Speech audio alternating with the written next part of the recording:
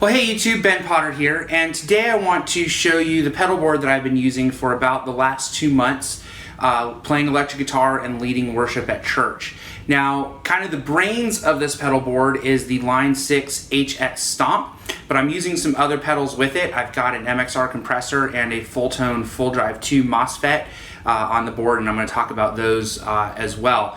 The reason why I'm using other pedals is because the patches that I'm going to show you today are not what I would call standalone patches, and what I mean by that is that there's no drive built into them. So if I wanted to just take the HX Stomp and use it by itself, I would have to create some different patches in order to do that. Now, the HX Stomp has some great drives in it. Two of my favorite overdrive pedals that I use with my amp, the Fulltone OCD and the Analog Man Prince of Tone, are both modeled in the HX Stomp, and I've done some side-by-side comparisons with my actual pedals, and the HX Stomp does a really good job of modeling those. They get really close to how those pedals sound. But using additional pedals allows me to use the DSP in the HX Stomp to do more things.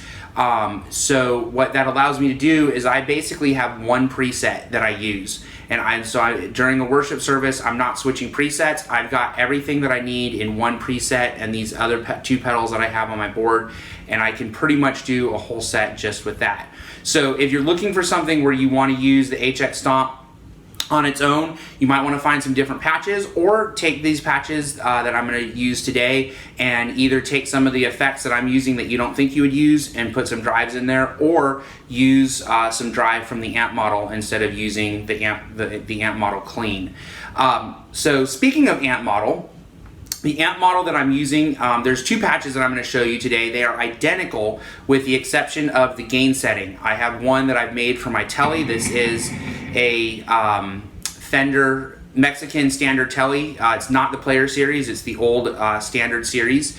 And then my other guitar is a Gibson Les Paul Tribute from 2018. And so the Gibson has hotter pickups. So I have the amp model set to basically the gain as high as I can get it before it starts to break up is how I like to run it. So the gain setting for the Les Paul is like 2/10. The Helix says the gain settings in tenths, so you have like 0.1, 0.2, 1.1, 1.2, all the way up to 10. And the gain setting for the Les Paul is like 1 or 2 tenths lower than the Tele, but the gain difference is actually quite huge in just that little bit with the amp model that I'm using. The amp model that I'm using is the Matchless DC30. I'm using channel 2, which is on the actual DC30 is the EF86 channel. Daniel Carson uses a Matchless DC30, and in an interview that I watched with him, he says that he uses the EF86 channel. Daniel Steinhardt of That Pedal Show, his old AC30, he actually had modded to add an EF86 channel, and he talks about how he uses that and the normal channel in it.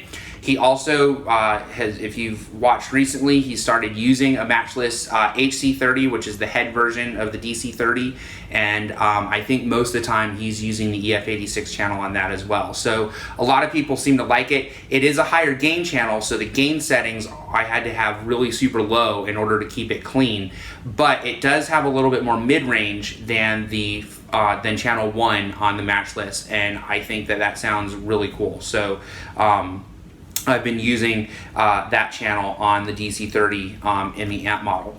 So what I'm going to do is I'm going to go ahead and show you the pedal board and start walking you through what I have.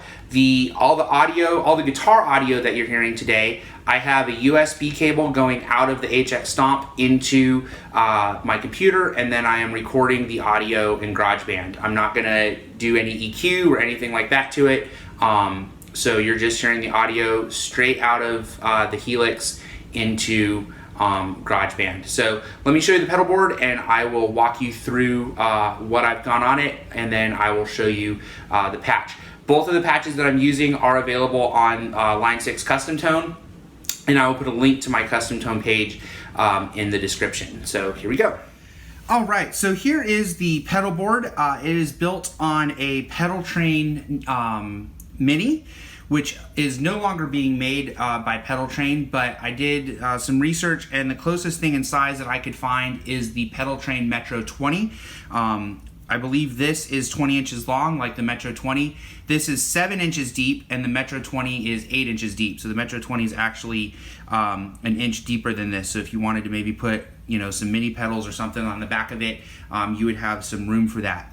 The power supply that I'm using is actually underneath.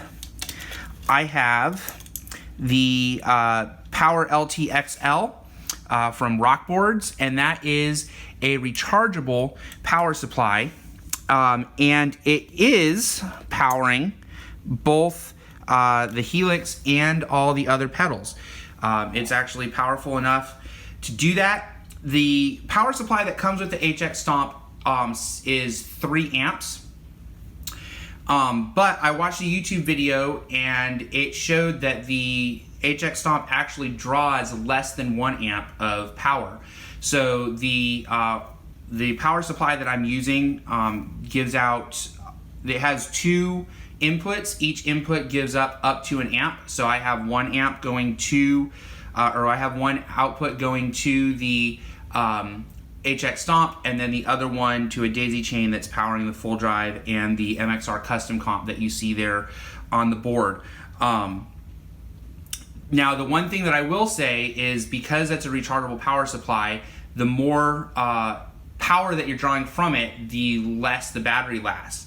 So with the HX Stomp, because it's drawing so much power, I'm only getting about 2, I think I'm getting 2-ish hours out of the power supply with the HX Stomp on. So what I've been doing, because we do rehearsal at my church before the service, so I've got to have it go through the through rehearsal and the service. So during rehearsal, I've been actually plugging the Helix in to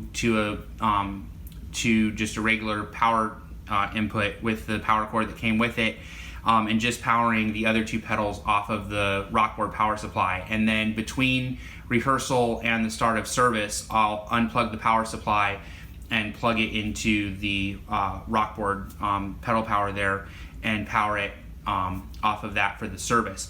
And the reason why I do that is because we have to kind of reset our stage after the worship set, before the message. So I have to be able to move my pedal board easily, and being plugged into a power.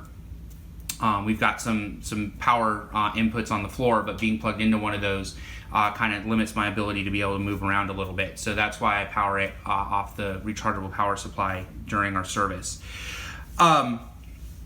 So you notice that I have the MXR Custom Comp there first in the chain.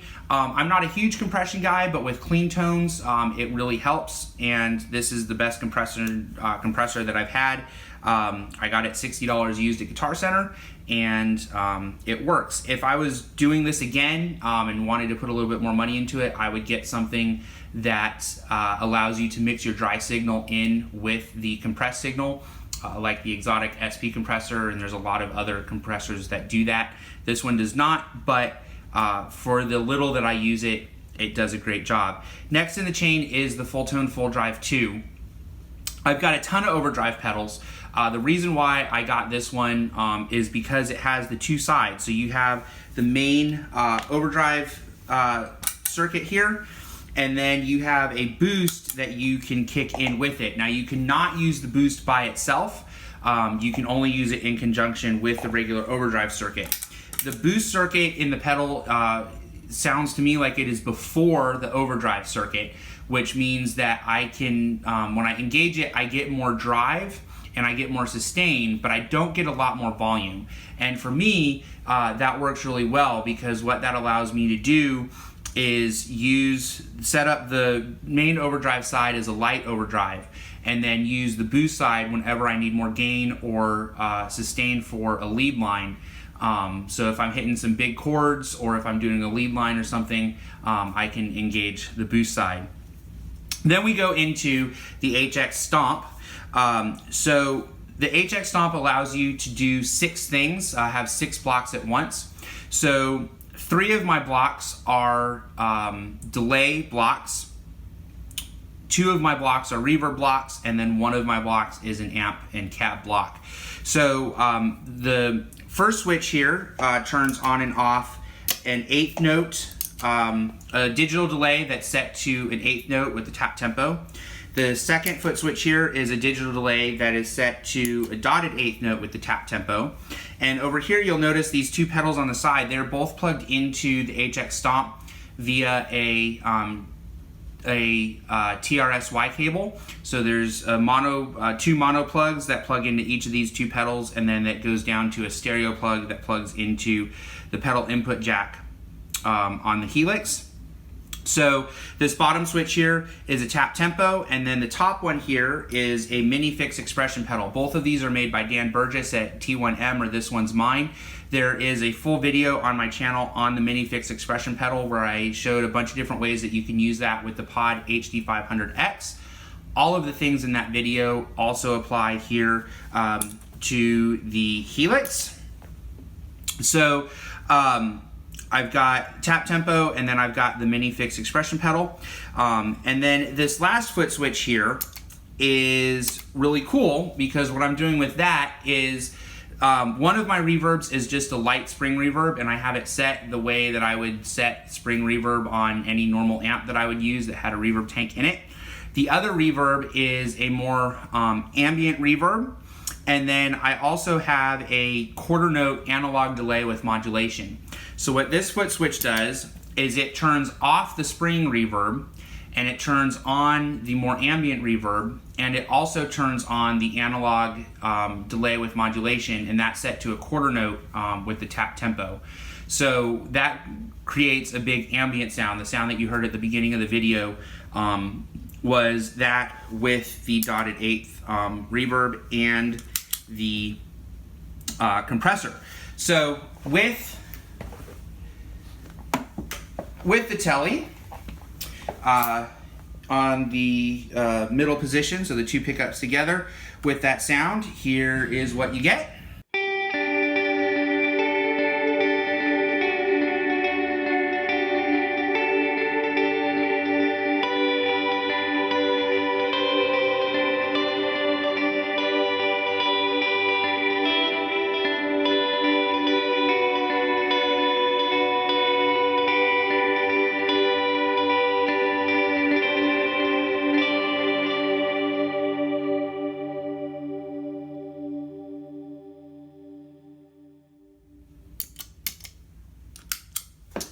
All right, so here is just the amp model dry by itself.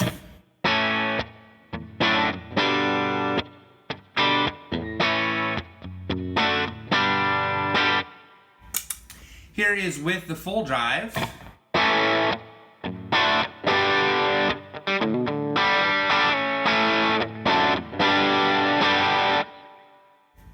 Here's with the second channel of the full drive, so the boost circuit.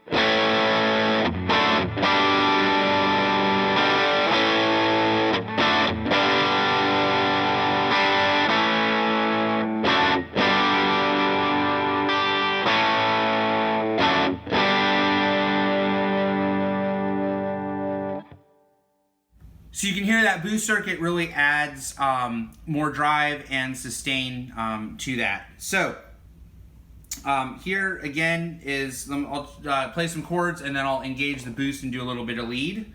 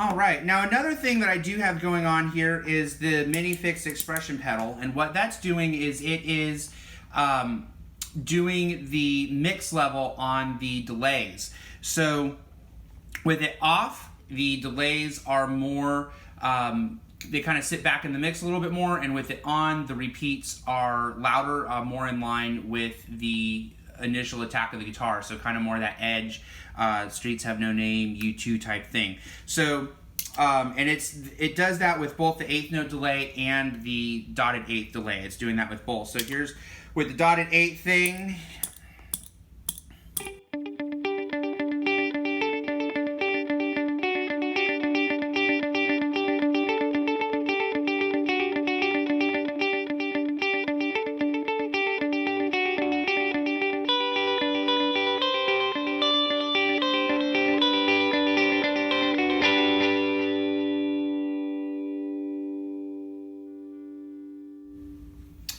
So that is pretty much the whole preset and everything I've got going on there. Let me switch over to the Les Paul and show you the Les Paul patch. All right, so here's the Les Paul patch. I'm on the bridge pickup. This is just the amp model. The amp model and the spring reverb. Here is the full drive.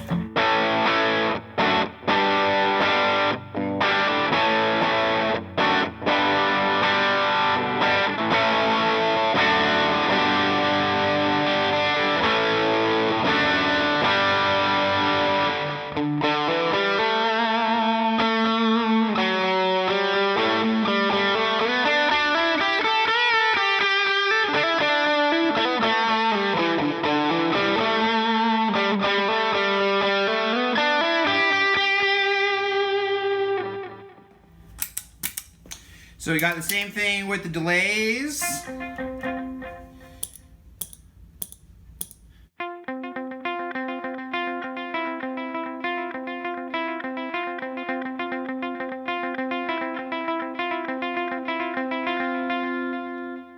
I was on the bridge pickup. Here's with the middle position.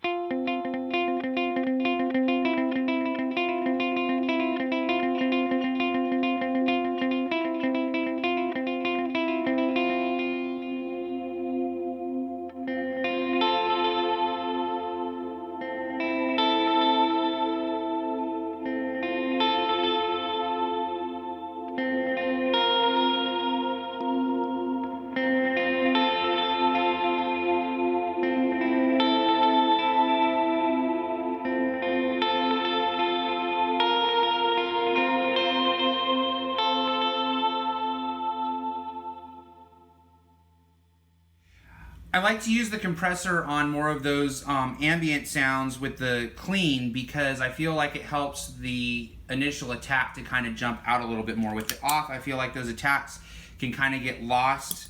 I feel like they can kind of get lost a little bit in the mix.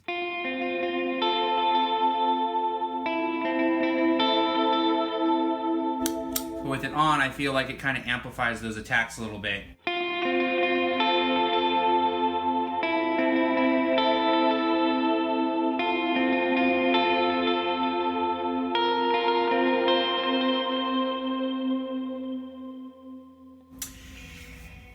And that might be a situational thing too. It might be, you know, if you're trying to play quiet underneath a prayer or something like that, you have the compressor off. And if you're playing more of a riff that's part of an introduction to a song or an instrumental part, then maybe you would put the compressor on to kind of have those notes stand out a little bit more. That's kind of up to you. And you can use the compressor kind of as a boost too, just by turning up the overdrive a little bit. So this is the setup that I've been using. It has been working great for me.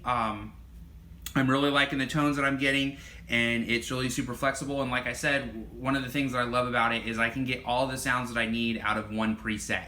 I don't have to change different presets to get different delays with different delay times or anything like that.